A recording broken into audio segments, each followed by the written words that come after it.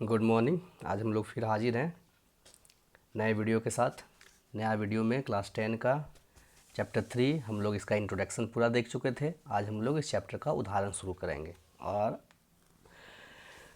सबसे पहला उदाहरण 1 बनाने से पहले वही कि आप सबसे ज़रूरी चीज़ कि आप जितना क्वेश्चन पहले बताया गया है उसे बना चुके हैं, देख चुके हैं। अगर नहीं देखे हैं तो आप पहले उन सारे क्वेश्चंस को देखें, मतलब चैप्टर 3 का इंट्रोडक्शन पूरा सही से देखें, रूल रेगुलेशन सही से समझें, तो आपको चैप्टर सही से समझ में आएगी। इंट्रोडक्शन जो है पिछले वीडियो में डाला जा चुका है, और अगर नहीं देखें तो उसका लिंक भी इसके नीचे मिल जाएगा आपको। इस वीडियो के नीचे आपको उसका लिंक मिल जाएगा, वहाँ से देख सकते हैं। वीडियो को ज़्यादा से ज़्यादा शेयर करें, ज़्यादा से ज़्यादा लोगों के पास पहुँचे, और इस लॉकडाउन में जो बेवजह घर में इधर उधर घूम रहे हैं वो भी इसका लाभ उठा सकें और फ़ायदा ले सकें। और वीडियो को लाइक भी करें अच्छी लगी हो तो। और कुछ प्रॉब्लम हो वीडियो में कि सर ये समझ में नहीं आ रहा है, ऐसे कैसे हो जाएगा, या कुछ छोटी मोटी गलतियां भी हो गई हो, मिस्टेक्स हो गए हों, तो उसे भी हमें कमेंट सेक्शन में बताने का प्रयास करें। Thank you. ज़्यादा लेट ना करते हुए वीडियो शुरू करते हैं। और वीडियो उदाहरण 1 क्वेश्चन क्या कह रहा है, बुक आप जरूर खोल कर रखें सामने। बुक नहीं खोलिएगा तो आपको समझ में नहीं आएगा। उदाहरण 1, हम अनुच्छेद 3.1 में दिया गया उदाहरण लेते हैं। अखिला मेले में 20 रुपये लेकर जाती है और वह चरखी की सवारी करना चाहती है। हुपला खेल खेलना चाहती है। एक चरखी का खेल और एक हुपला खेल। चरखी का खेल तो हम लोग जानते हैं, चरखी जो घूमने वाला होता है। और हुपला किसको कहते हैं? हुपला हम लोग मेला में देखे होंगे कि एक गोल सा सर्कल रहता है और उसमें बहुत सारा चीज़ रखा हुआ होता है एक जगह पे, और आपको एक जगह खड़ा होके उसमें सर्कल में डालना है। साबुन होता है तो किसी चीज़ और होता है, जो चीज़ में आप डाल दीजिएगा, किसी में 10 रुपये लगा होता है तो वो आपका हो जाएगा। वो हुपला की खेल होती है। खेल खेलना चाहती। इन स्थितियों को बीजगणितीय और ग्राफीय रूपों में व्यक्त कीजिए। ये जो स्थिति बनेगी वो बीजगणितीय और ग्राफीय रूपों में व्यक्त कीजिए। अब सबसे बड़ा प्रॉब्लम है कि इसमें क्वेश्चन दिया नहीं है, तो कैसे जानेंगे? तो हम यहाँ चलेंगे अनुच्छेद 3.1। अनुच्छेद 3.1 कहाँ मिलेगा? तो बुक के पेज नंबर 42 में मिलेगा। तो बुक के पेज नंबर 42 को खोल लेते हैं। देखिए ये है, क्या कह रही है, देखो यहाँ। अखिला अपने गांव में एक मेले में गई। देख रहा है? वह एक चरखी की सवारी करना चाहती है और हुपला की खेल खेलना चाहती है। एक खेल जिसमें आप एक स्टॉल में रखी किसी वस्तु को, वलय को फेंकते हैं और वस्तु को पूर्णतः घेरे में आपको वस्तु मिल जाती है। बताएं हम पहले वो चीज़ खेलना चाहती है। जितनी बार वो हुपला खेला उसके आधी बार चरखी की सवारी की। कंडीशन क्या करें यहाँ से देखिए कि जितनी बार उसने हुपला खेला उसकी आधी बार चरखी की सवारी की। यदि प्रत्येक बार की सवारी के लिए 3 रुपये और प्रत्येक बार की चरखी की सवारी के लिए 3 रुपये और हुपला खेलने के लिए 4 रुपये देने पड़े, तो आप कैसे ज्ञात करेंगे कि कितनी बार चरखी की सवारी की और कितनी बार हुपला खेला? जबकि इसके लिए उसने कुल राशि 20 रुपया ही खर्च किया। उसके पास कितना था? सिर्फ 20 रुपया खर्च था, और जितनी बार उसने हुपला खेला उसकी आधी बार चरखी की सवारी की। और चरखी की सवारी करने के लिए 3 रुपये और हुपला के लिए 4 रुपये खर्च करने पड़ते थे। उसके पास मात्र 20 रुपया ही पैसा था, और 20 रुपया से ही उसने पूरा का पूरा पैसा खर्च किया। देखिए यहाँ हुपला ये खेल रही है, ये वस्तु रखा हुआ और इसमें डालना है। अगर वो डाल पाती है तो वस्तु उसका हो जाएगा। इस तरह का खेल आप देखे होंगे। बगल में चरखी भी दिख रहा है। तो पहले सबसे ज़रूरी चीज़ कि इसमें हमको 2 समीकरण प्राप्त करना है। 2 समीकरण प्राप्त करना क्या है? जब तक चैप्टर 3 पढ़ रहे हैं हम लोग, ये बीजगणित है। सबसे पहले हम लोग इसमें एक रूल रेगुलेशन के द्वारा हल करेंगे। तो पहला बीजगणितीय हल करना है और ग्राफीय हल भी करना है। तो सबसे पहले हमें इसका समीकरण बनाना होगा। 2 समीकरण चाहिए। समीकरण के लिए हम लोग क्या करते हैं, माना कि हुपला खेल बराबर वाई बार खेली। हुपला खेल कितना बार खेलती है? वाई बार। चरखी का खेल एक्स बार खेलती है। पहला कंडीशन क्या कह रहा था? पहला कंडीशन कह रहा था कि जितनी बार उसने हुपला खेला उसकी आधी बार वह चरखी की सवारी करती है। तो पहली शर्त से मान लेते हैं कि होपला कितना है, वाई है ना, वाई बार खेला और चरखी का एक्स था, एक्स, तो चरखी की सवारी आधा बार की। पहला कंडीशन फॉलो कर रहा है कि जितनी बार उसने होपला खेला उसकी आधी बार चरखी की सवारी की। ये कहाँ से बोल रहे हैं हम, ये आपके पास बुक बगल में होना चाहिए, यहाँ क्वेश्चन नहीं लिखा हुआ है, बुक में आप देखें कि यही लिखा हुआ है कि नहीं। तो चरखी की सवारी, और बुक में कहाँ देखना है, पेज नंबर 42 में। तो जितनी बार उपला वाई बार हुपला खेलती है तो 1/2 एक्स बार चरखी की सवारी करती है। इसको हल कर देते हैं, इसको हल करते हैं तो वाई का वाई x/2 x/2, 2y इधर आ जाएगा भागा में, तो 2y बराबर x। हम जानते हैं कि समीकरण हमेशा 0 के बराबर होता है, रैखिक समीकरण 2 चर वाले, तो 0 इसको इधर ले आएंगे, या सॉरी इसको इधर ले जाएंगे, जहाँ कोई दिक्कत नहीं, कहीं भी ला सकते हैं। आसान करने के लिए x का भाग, x के पद को पहले लिखते हैं, y के पद को बाद में रखते हैं। तो इसको इधर ले आए तो यहाँ 0 हो गया, और इसको पूरा उल्टा दिए तो x - 2y बराबर 0। ये बन गया हमारा समीकरण 1। दूसरा शर्त से उसके पास कुल कितने रुपये थे, उसके पास कुल कितने रुपये थे, 20 रुपये। कुल कितने रुपये थे, 20 रुपये, और उसी 20 रुपये में उसे खेलना था।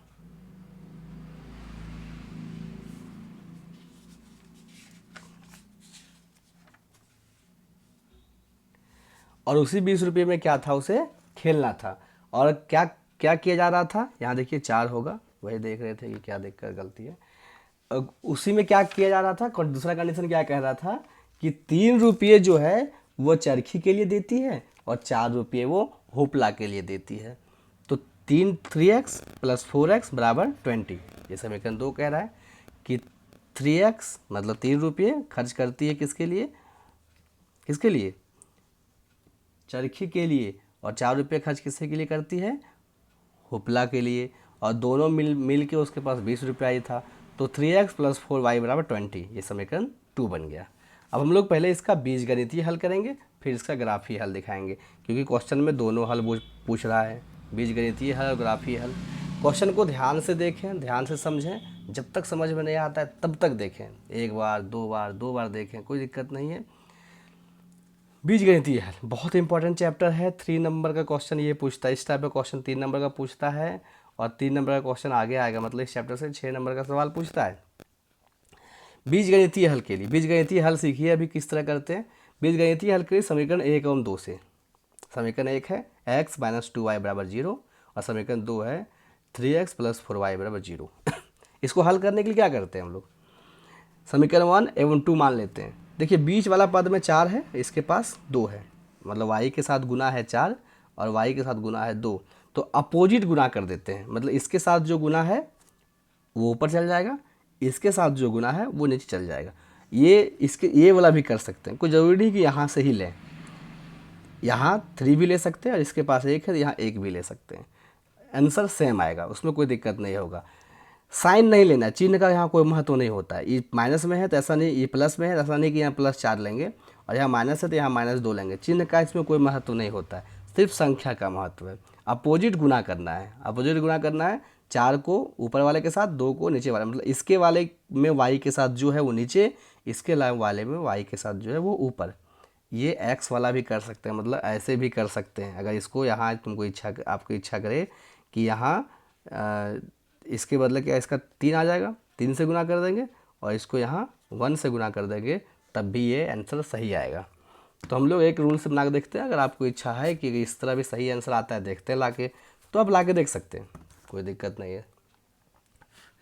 तो हम क्या सीख गए यहाँ तक कि जब बीजगणितीय हल करते हैं तो बीजगणितीय हल में पहले समीकरण को लिखते हैं, समीकरण को लिखने के बाद उससे क्रॉस मल्टीप्लिकेशन करते हैं। क्रॉस मल्टीप्लिकेशन समीकरण 2 वाले के अचर पर गुणांक को, y के गुणांक को ऊपर वाले से गुना करते हैं, और समीकरण x 1 वाले के y के गुणांक को नीचे वाले से गुना करते हैं। आगे बढ़ते हैं।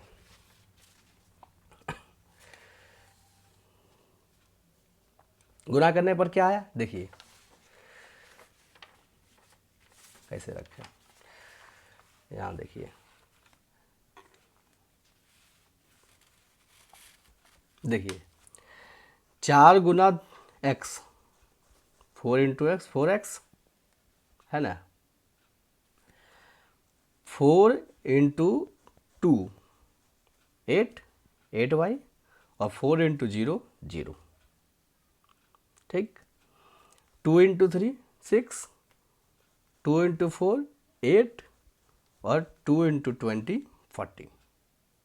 कोई दिक्कत? तो हमारे पास यहाँ से जब इसको गुना किए, इसको एक बार इससे, फिर एक बार इससे, फिर एक बार इससे, तो हमारे पास नया समीकरण प्राप्त हुआ। और नया समीकरण क्या मिला? ये मिला। देखिए 4x माइनस 8y बराबर 0, 6x प्लस 8y बराबर 40। इसमें एक जादू होगा। जादू होगा मतलब जादू ये होगा कि एक भाग कट जाएगा, ऑलरेडी अपने आप कट जाएगा। या तो अगर आप y वाले से गुना कर रहे हैं तो y वाला कट जाएगा, और अगर आप x वाले से गुना कर रहे हैं मतलब x वाले का गुना कर रहे हैं तो x वाला कट जाएगा। तो देखिए 8y और नीचे भी 8y है, यहाँ माइनस है यहाँ प्लस है, ये कट गया। ये माइनस प्लस ज़रूरी नहीं है कि माइनस प्लस ही हो, इसके लिए कुछ रूल हैं। रूल यहाँ बगल में है, उसे भी अगर हम बहुत अच्छी तरीके से समझेंगे। रूल क्या है देखिए, सिर्फ हम लोग y वाला गुणांक का बात कर रहे हैं, अभी x वाला गुणांक के बारे में भी बताएंगे। यदि y के गुणांक में प्लस और प्लस रहे, मतलब यहाँ प्लस और प्लस रहे, यहाँ देखिए लिखे हैं जोड़ने पर, तो ये कैसे लिखे हैं हम लोग, ये ज़रूरी लिखना, ये कैसे लिखे हैं ये रूल्स समझेंगे अगर हम लोग, कि यदि y वाले गुणांक में प्लस और प्लस रहे तो लिखेंगे घटाने पर, ठीक है। अगर माइनस और माइनस रहे तब भी लिखेंगे घटाने पर। यदि प्लस और माइनस रहे तो लिखेंगे जोड़ने पर, और यदि माइनस और प्लस रहे तो लिखेंगे जोड़ने पर। यानी माइनस और प्लस रहने पर क्या लिखते हैं? जोड़ने पर। तो यहाँ क्या था? माइनस और प्लस, दिख रहा है y के गुणांक में है ना, y के साथ में बीच वाले भाग में माइनस ऊपर में और नीचे प्लस है, तो माइनस और प्लस में क्या लिखते हैं? जोड़ने पर। ये रूल आपको याद होना चाहिए, तभी आप पता आपको लगेगा कि यहाँ क्या लिखना है, जोड़ने पर लिखना है, ये घटाने पर लिखना है। कैसे लिख दिए सर जोड़ने पर? तो जोड़ने पर कैसे लिख दिए? क्योंकि ये कंडीशन है वो फॉलो कर रहा है। साथ में एक और रूल है, यह चिन्ह रहने पर, जोड़ने पर जब यह चिन्ह दिया रहेगा, इसमें से कोई एक चिन्ह दिया रहेगा, और जब जोड़ने पर आ जाएगा, क्या आ जाएगा? जोड़ने पर, तो चिन्ह में कोई बदलाव नहीं करते हैं। देखें हम लोग यहाँ जोड़ने पर था इस समीकरण में, तो क्या किए हम लोग?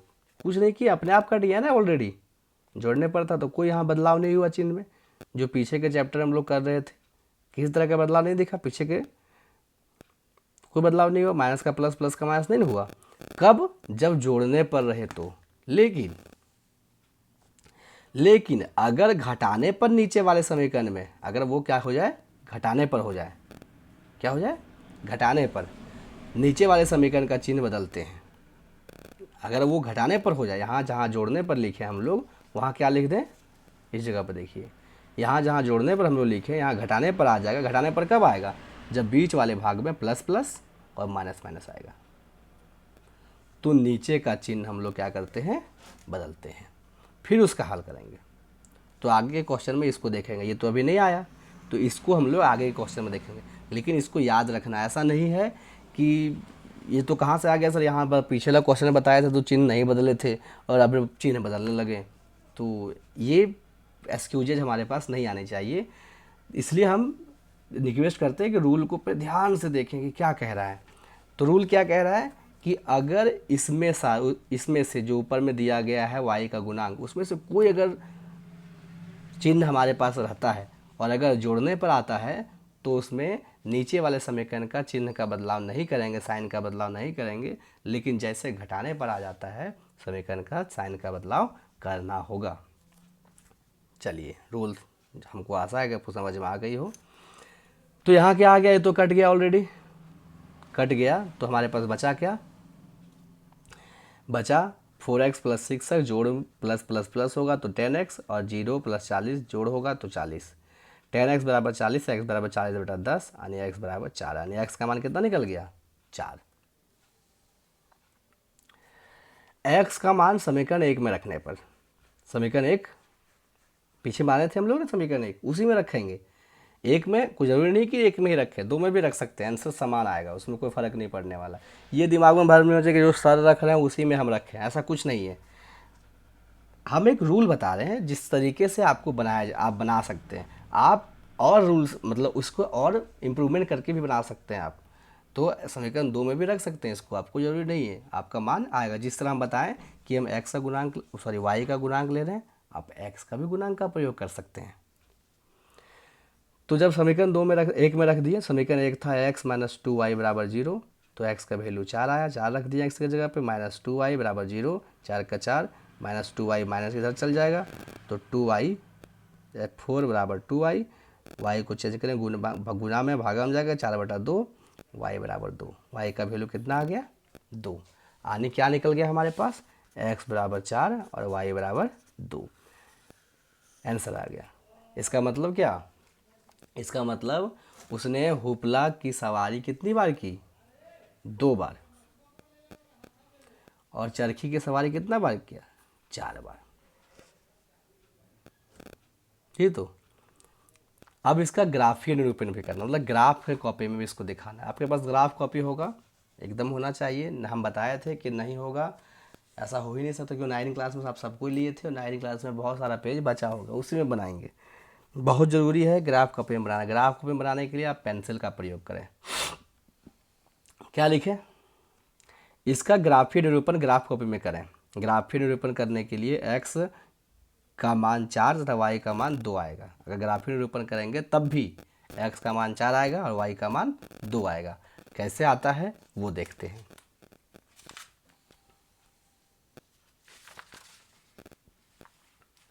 लिखेंगे ग्राफीय निरूपण के लिए हल। ग्राफीय निरूपण करने के लिए फिर से हल निकालना है। समीकरण 1 है x माइनस 2y बराबर 0 और समीकरण 2 है 3x प्लस 4y बराबर 20। कोई दिक्कत, समीकरण 1 से चलते हैं। समीकरण 1 से x माइनस 2y बराबर 0, x बराबर 2y इधर ले गए। हमको क्या करना है, इसके दो मान को निकालना है। 2 3 भी निकाल सकते, 4 भी निकाल सकते, कम से कम 2 चाहिए। तो हम लोग यहाँ क्या करते हैं, y का वैल्यू बैठाते हैं, तो x का मान निकल जाएगा। y का वैल्यू बैठाने समय हम लोग क्या करें, ये चीज़ का ध्यान रखें कि छोटा वैल्यू बैठाएं, बड़ा भी बैठा सकते हैं। ऐसा नहीं कि हम कह रहे हैं छोटा बैठाएं तो छोटा ही बैठाना है। बड़ा इसलिए नहीं बैठा सकते हैं क्योंकि आपका ग्राफ कभी बहुत बड़ा नहीं होता है। मान लो यहाँ 20 बैठा दिए तो x, यहाँ मान लो 20 बैठा दिए तो x का वैल्यू 40 आ जाएगा। तो 40 खींचने लायक, 40 इतना लंबा खींचने लायक आपका ग्राफ कॉपी है नहीं। ज़्यादा ज़्यादा आप ग्राफ कॉपी में 8 तक या 9 तक खींच सकते हैं। तो आप एग्जैक्ट ध्यान रखें कि उतना ही दूर तक वैल्यू है। दूसरा चीज़ ध्यान रखें कि पॉइंट वाला वैल्यू बहुत कम आए। पॉइंट वाला वैल्यू अगर आ जाएगा तो आपको बैठाने में दिक्कत हो जाएगा। जैसे 1.5 ये तक ठीक है, बैठा सकते हैं। 2.5 ये तक ठीक है, 8.5 ये तक ठीक है, ये सब वैल्यू आ जाएगा तो आप बैठा सकते हैं। लेकिन अगर आ गया 1.4, 1.3, 1.2 तो इसको बैठाने में हल्का सा बैठेगा तो ये भी, ऐसा नहीं कि ये नहीं बैठेगा ग्राफ पे, लेकिन इसको बैठाने में हल्का सा दिक्कत हो। तो दिक्कत वो क्यों सहे हम लोग ऐसा ही वैल्यू खोजेंगे जो आसानी से हमको हो जाए। और दूसरी बात ये कि अगर हम y के जगह पे यहाँ 1 लिए हैं तो सबके दिमाग में, आज तक हम जितना बार क्लास लिए हैं तो सबके दिमाग में यही रहता है बैठा हुआ कि नहीं सर लिए हैं 1 तो हमको भी 1 ही लेना है। और रटते रहते हैं कि सब उदाहरण 1 में y का वैल्यू 1 लेते हैं, y का वैल्यू फिर 2 लेते हैं, फिर समीकरण 2 में y का वैल्यू 2 लेते हैं, फिर 5 लेते हैं। ऐसा गलत है। आप वैल्यू कुछ भी ले सकते हैं, आंसर बराबर आएगा, आंसर एक ही आएगा। जो आंसर आना चाहिए वही आएगा, सॉल्यूशन सिर्फ सही होना चाहिए। तो y का वैल्यू क्या ले लिए हम लोग, 1 ले लिए। तो x बराबर इस समीकरण में बैठाएंगे 2 इंटू वाई, एक्स बराबर 2, वाई की जगह पे x बराबर कितना आ गया 2। ठीक, फिर लिए दो वैल्यू निकालना है हमको। y बराबर 2 ले लिए तो x बराबर 2y, x बराबर 2 इंटू 2 यानी x बराबर 4। जब y का वैल्यू 2 लिए तो x का वैल्यू कितना आया 4 आया। इस प्रकार समीकरण 1 से x का वैल्यू कितना, एक इस तरह का खंड बना लेंगे और इस खंड में लिख देंगे, क्योंकि इसी खंड का काम हमको, ये सॉल्यूशन का काम, सॉल्यूशन तक ग्राफ बनाने समय ग्राफ बनाने से हमको क्या करना है, खंड का काम करना है।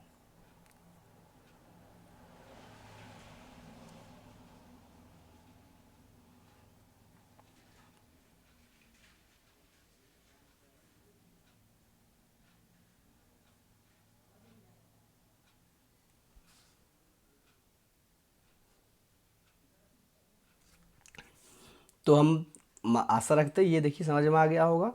x का वैल्यू जब y का वैल्यू जब 1 लिए तो x का वैल्यू 2 आया, y का वैल्यू जब 2 लिए तो x का वैल्यू 4 आया।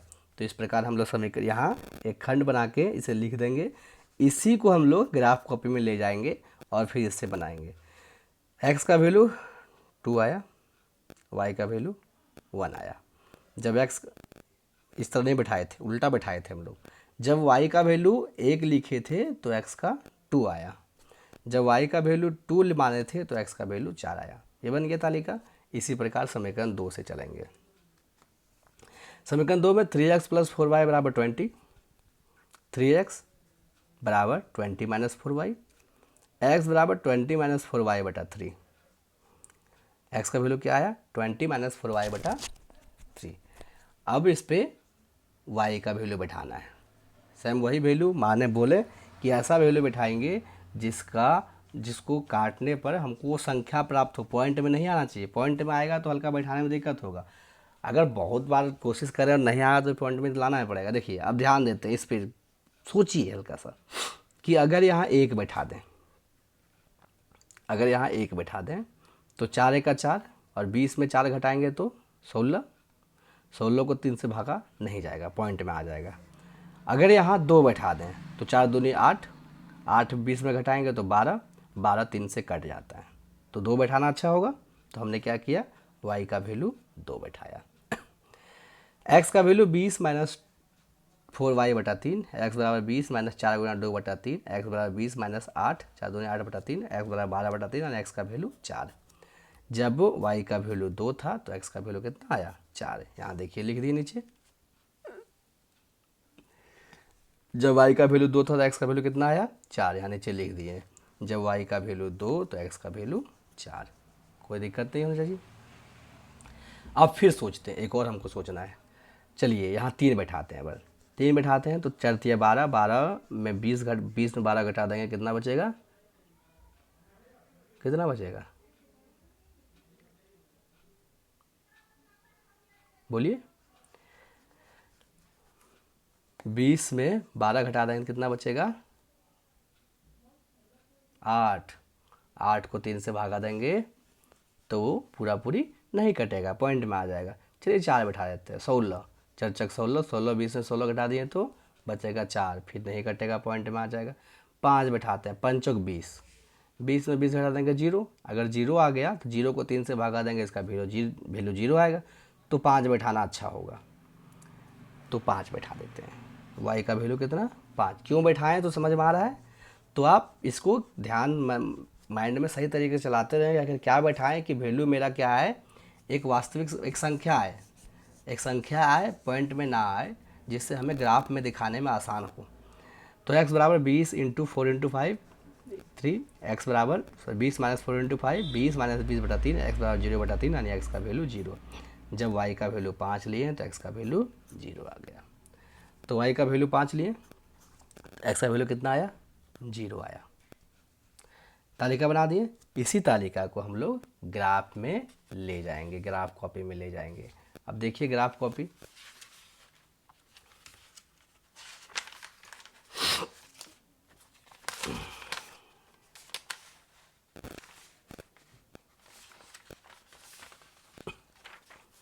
देखिए ये हमारे पास ग्राफ पेज है, दिख रहा है।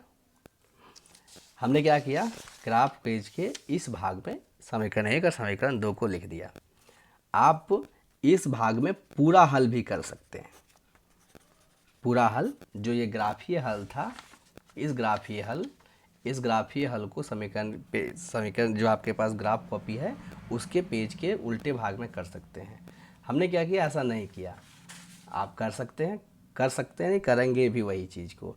हमने क्या किया, समीकरण के जो भागखंड आया था, समीकरण 1 के लिए x माइनस 2y बराबर 0 था और इसके लिए आया था ये समीकरण 2 था 3x + 4y/20 और इसके लिए आया था ये। तो हमने इसको लिख दिया। अब हम इसको ग्राफ पे दिखाते हैं। ग्राफ बनाने के लिए आपको पता है कि ग्राफ जो है ऐसे बनाते हैं हम लोग, और इसके लिए हम लोग क्या करते हैं, एक लाइन खींच देते हैं जो ऊपर से नीचे तक जाता है, वो y डैश कहलाता है। y डैश, यहाँ ऊपर है y और नीचे में y डैश और नीचे ये x डैश कहलाता है, वो दिख रहा है। हम क्या करते हैं, उसको इस वाले भाग को प्लस कहते हैं, इधर प्लस चलता है 1 2 3 4 5 6 7 8 9 जितना तो ले जा सकते हैं। इधर वाले माइनस में चलता है, -1 -2 -3 -4 -5 -6 जितना तो जाता है। ऊपर वाले प्लस में 1 2 3 4 5 10, नीचे वाला माइनस में -1 -2 -3 -4 -5 और नीचे तक। देखिए यहाँ नीचे y डैश है, देख नहीं रहा था तो आपको लगेगा y डैश कहाँ है, यहाँ देखिए y डैश है। ठीक अब हम लोग क्या करते हैं, बैठाना शुरू करते हैं। क्या करते हैं, बैठाना शुरू करते हैं एक एक करके। हम बना चुके हैं पहले से ग्राफ, तो आपको हम दिखा देते हैं कि आखिर कैसे बैठाएं हम लोग। तो पहले समीकरण के लिए चलते हैं, पहला समीकरण के लिए चलते हैं। देखिए पहला समीकरण में क्या है, पहला है ये देखिए, है ना। पहले हम लोग x का वैल्यू खोजेंगे, फिर y का खोजेंगे। x तरफ हम लोग 2 घर जाएंगे और y तरफ 1 घर जाएंगे। हमेशा a लिखेंगे 2 1, मतलब x वाला पहले और y वाला बाद में। तो x की तरफ 2 घर और y की तरफ 1 घर जाना है। देखिए यहाँ चाहिए, ये x वाला भाग है, तो x की तरफ 2 घर गए और y की तरफ 1 घर गए। यहाँ आया, यहाँ एक बिंदु दे दिए, दिख रहा है, और लिख दिए a2 1। कोई दिक्कत नहीं होना चाहिए। अब आगे चलते हैं, उसी समीकरण में 2 चीज़ था। दूसरा है 4 2, यानी b का वैल्यू क्या होगा, x b 4 2, यानी x की तरफ 4 घर और y की तरफ 2 घर। चलिए देखते हैं वो भी।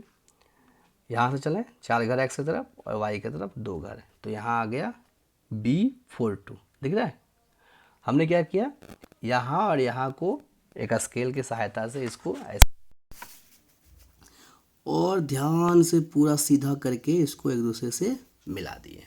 इसको क्या किए, एक दूसरे से मिला के एक बड़ा सा लंबा सा लाइन खींच दिए और उसमें यहाँ तीर का निशान दे दिए और यहाँ भी तीर का निशान दे दिए। कोई दिक्कत। और ये क्योंकि समीकरण 1 के लिए है, समीकरण 1 यहाँ लिख दिए x - 2y = 0। ठीक, सेम चीज़ ये समीकरण 1 के लिए एक लाइन खींच के। समीकरण 2 के लिए क्या करते हैं हम लोग, देखिए ये पहला है, यानी c आएगा, इसके बाद 4 और 2, x का वैल्यू पहले y का वैल्यू बाद में लिखना है। ऐसा नहीं है कि इसको 2 4 लिख देना, गलत हो जाएगा। तो c का वैल्यू 4 2, यानी c की तरफ कितना चला, पहला 4 घर और दूसरा 2 घर। तो देखिए यहाँ c कहाँ है, तो x की तरफ कितना चले हम लोग, 4 घर और फिर 2 घर, यानी वहीं आ गया, कहाँ, जहाँ आ रहा था, जहाँ एक और बिंदु पहले से था। तो c कितना आ गया, 4 और 2। कोई दिक्कत। d चलते हैं, d कितना है, देखिए ये d है, d कितना है, 0 और 5, यानी x की तरफ 0 घर और y की तरफ 5 घर। x की तरफ कितना, 0, मतलब उसी लाइन पे रहेगा, और y की तरफ 5 घर। तो x के 0, यानी 0 यहाँ x के लिए, इस जगह पे x के लिए भी 0 है, y के लिए भी 0 है, तो x के लिए 0 यहाँ, लेकिन y के लिए हमको कहाँ जाना है, 5 घर, तो 5 घर चल गए यहाँ तक। तो हो गया d 0 5। बैठाने में कोई दिक्कत नहीं हो। अगर ग्राफ देखने में बहुत दिक्कत इसमें हो रहा है तो ग्राफ का हम PDF बना के भेज देंगे। PDF आपको ग्राफ, सिर्फ ग्राफ का मिल जाएगा अलग से। तो ये हम इसको बैठाएं और इसे मिला दिए। ठीक, जब मिलाएं और इसके ऊपर क्या किया हम लोग, समीकरण 2 को लिख दिए। तो एक यहाँ एक बहुत अच्छा जादू हुआ। जादू क्या हुआ, देखिए इसी जगह पे एक ग्राफ दूसरे ग्राफ को काटता है, प्रतिच्छेदी रेखा बन रहा है। और हम लोग पहले पढ़ चुके हैं कि अगर प्रतिच्छेदी रेखा बने तो इस ग्राफ का एक और केवल एक हल होगा, जिसको अद्वितीय हल कहते हैं। तो देखिए जहाँ वो काट रहा है वो x की तरफ कितना दूर आ रहा है, 4 तक आ रहा है, और y की तरफ कितना दूर जा रहा है, 2 तक जा रहा है, यानी x का वैल्यू कितना, 4। ये किसका वैल्यू हो जाएगा, x का, और ये किसका वैल्यू हो जाएगा, y का। और यही वैल्यू आया था वहाँ बीजगणितीय हल में। तो x का वैल्यू 4, y का वैल्यू 2, ये आंसर हो गया। तो इस प्रकार आप ग्राफीय हल भी कर सकते हैं। अब एक ही क्वेश्चन में